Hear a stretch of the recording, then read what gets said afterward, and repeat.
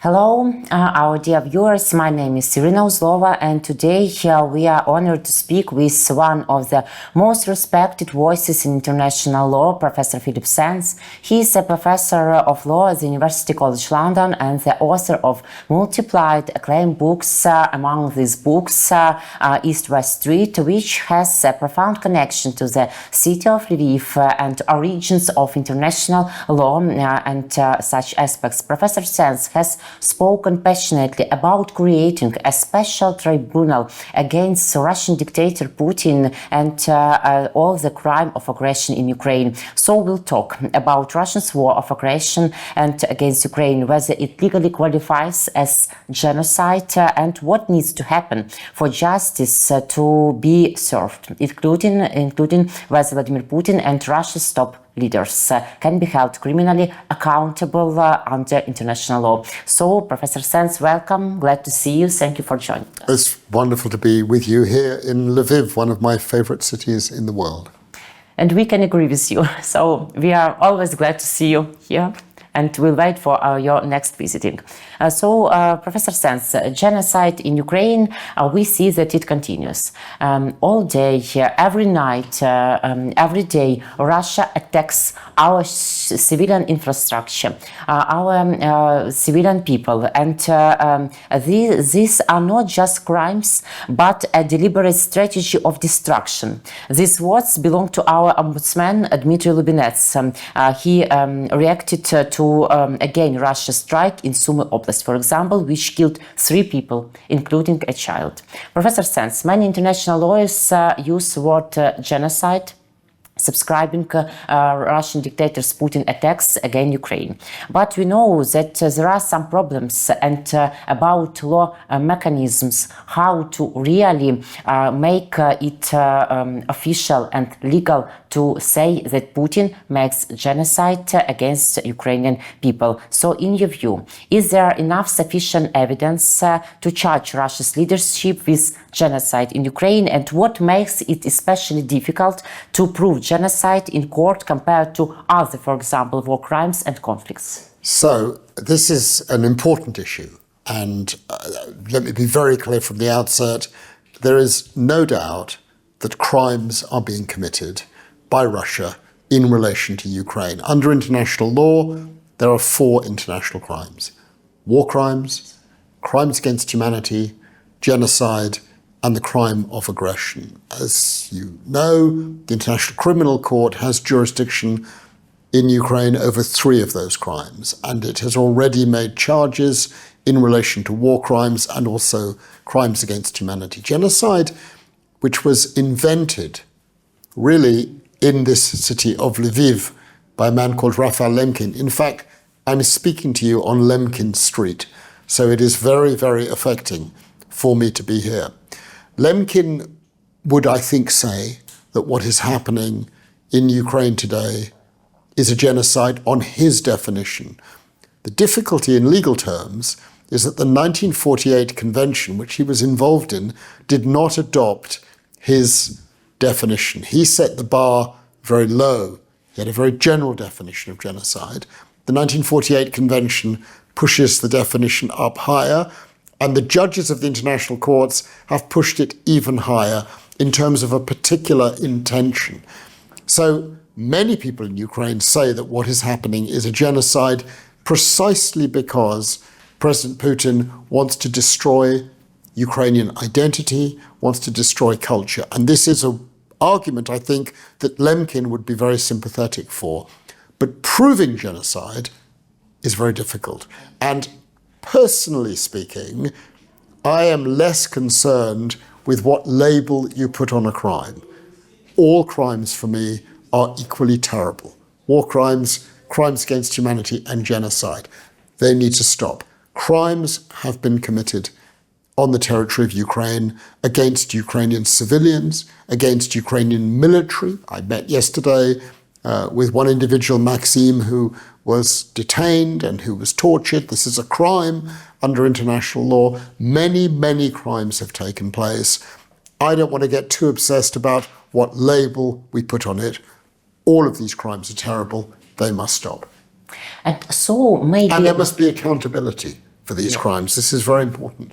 For all, for Putin and for a different power men around him. So even if it is very difficult to prove genocide, we can look like separate cases, different crimes, and then with these deals go to international court. So it can be separate deals. Yes, not. Yeah, absolutely. But there's another very important development which I know you know about, and that is, for the first time since Nuremberg, Ukraine has persuaded the world to create a special tribunal on the crime of aggression. And this was announced here in Lviv 1 month ago. I've worked on this project for 2.5 years. I wrote a newspaper article in February 2022 which proposed the creation of a special tribunal. And for 2.5 years, President Zelensky and his foreign ministers, Mr. Kuleba and his successor, have proposed this, and now it is a reality. In the next few weeks, the Tribunal for Aggression will be created, and what that means is there will be another forum in The Hague to look at those most responsible for the crime of aggression. So Ukraine has done an incredible job in making legal arguments, and the people of Ukraine should recognize how much has been achieved. Terrible things have happened, and there needs to be accountability. This is incredibly important. There cannot be peace in the long term without justice. There must be justice. Yes, we remember all these massive genocides, killing in Bucha, all these different combination types of attacks with drones, with missiles, all these different types of crime. Yes, I remember, Professor Sands, that you visited Lviv on May 9th. It was and on May 8th, and really more than, it seems to me, 30 countries supported this creation of special tribunal against Russian dictator Putin. But sometimes I hear questions, can it be realistic? Maybe we only think and talk about symbolic, iconic things. So how, on what stage now it looks like? Please detailize us, and how make it really realistic? How? So firstly, symbols and icons are very important because it's a way of signaling to the world that Ukraine has justice on its side. And it does. Symbolism is important, but we can go further. The texts for the Special Tribunal for the crime of aggression are completed. They have been finished. They are ready. They will be signed very soon. I know the date. I'm not allowed to tell you when, but I can tell you it's a reality. The texts are complete. They will be signed. They will be ratified. And I'm hopeful that by September, October of this year, there will be a new special tribunal for the crime of aggression. And this is the first time since Nuremberg. So this is a very significant development. Not only against Putin, but against who? Who in this list? The new tribunal will have jurisdiction for the crime of aggression, which is a leadership crime. So we're basically talking a maximum of 20 people, the top people. But it's important, there is an exception to the jurisdiction of this tribunal for certain people at the very top. Whilst they are in office, they will have an immunity. And this is a problem. It's a compromise for the Americans, the British, the French, the Germans to support the tribunal. But I think very wisely, President Zelensky and his team said, it's better to have this than to have nothing. And so the tribunal will start its work and it can investigate everybody. But the indictments which will follow will be limited in time to begin with, but it's a start, and that's more than symbolism. But we saw that the United States was not among the countries that signed the declaration on May. Really, how to involve the United States in the process, or maybe the United States in the process already? I think the United States is a bit of a problem.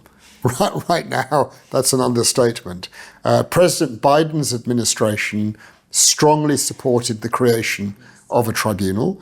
There was then a change of government in the United States, And the new president, Mr. Trump, he's not so new anymore, we don't really know what he wants. One day he does this, another day he does that, and who knows? But what is interesting is they have not opposed the special tribunal. They've simply said, we will not be engaged for now in the special tribunal, but we will see. They have not opposed it. They have not said no. So this is significant. So maybe tomorrow, maybe next week, we really know how changeable are thinking of Donald Trump and his statements. One morning, one, yes, your question. Who knows?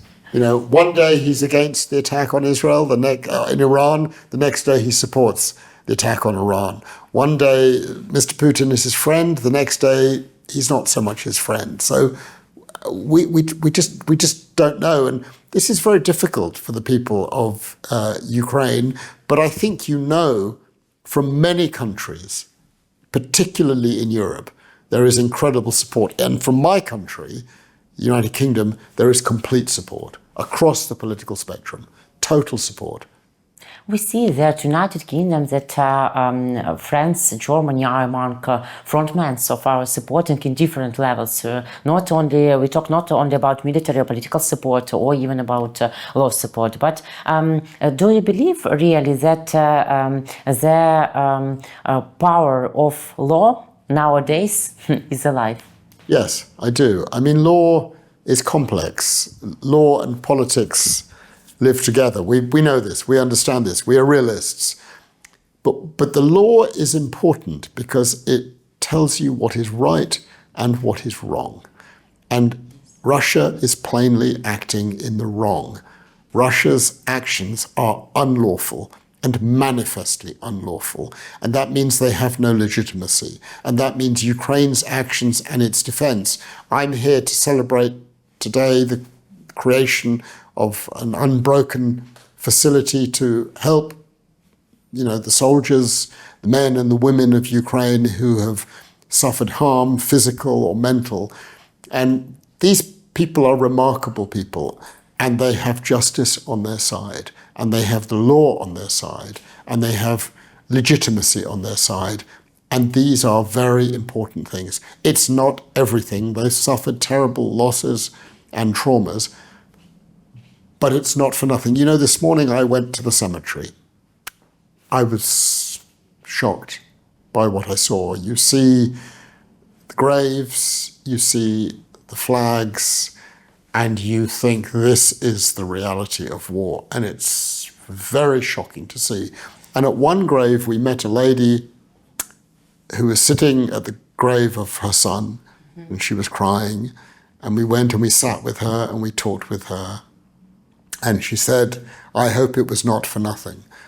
It's not for nothing, because the values her son fought for and lost his life for are values that I care about, that you care about. They're common values of humanity. They're the values of Lauterpacht, of Lemkin, of the people who fought for human dignity and the value of every human life. And I said to this lady, it was not for nothing. Your son gave his life for the most fundamental of human values, for freedom, for dignity, and for justice.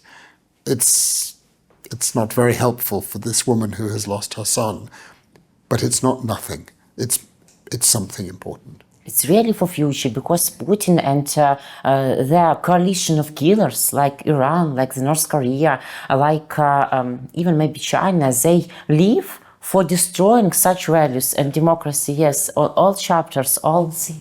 And I know a bit about these values because, as you probably know, my grandfather was born in Lviv in 1904. And when I came here for the first time in 2010, it was to find his house. And I found his house and I reconstructed the story. He was 10 years old when he left Lviv for Vienna in 1914. Why did he leave? He left because the Russians had invaded Lviv. He left because his brother, his older brother, who was a soldier in the Austro-Hungarian army, was killed by the Russians. So there is a continuity of history. And even though I live very far away in London, My own family story is very connected. And when I sat next to this woman at the grave of her son this morning, in a little sense, I could understand what she was weeping, because my grandfather wept the same tears for the loss of his brother. And there was a connection historically going back more than 100 years. So we understand. And thank you for this understanding, yes. And you know, a few days ago, Russian dictator Putin said that everywhere where is a lack of Russian soldiers all around is there Russian. But we can say that everywhere where we see a Russian soldier, it's destroying, it's ruins and disaster. Russia cannot create anything. They only can destroy. Well, what is important is that Ukraine is supported, is that the values that Ukraine is fighting for are values of decency and freedom and liberty under the rule of law. And these are good values. And here in Lviv, in this city, I see these values flourishing. I talk to many people and I see that there is decency around. And so I'm understanding exactly what you're saying. And second, we feel this support really for these days. Maybe we are not on first pages on different media sometimes, yes, because we see situation in Middle East. And you know, it was like a joke and nightmare two in one when Russian Federation, their Ministry of Foreign Affairs, commented attacking by United States on nuclear objects in Iran, told that United States destroy different chapters by United Nations and international law. Really, Russian Federation every day makes the same, but they cannot say this thing about themselves, but they only can see something wrong in other deals. Yeah, well, let's be clear. The Russian occupation of Crimea in 2014 was illegal.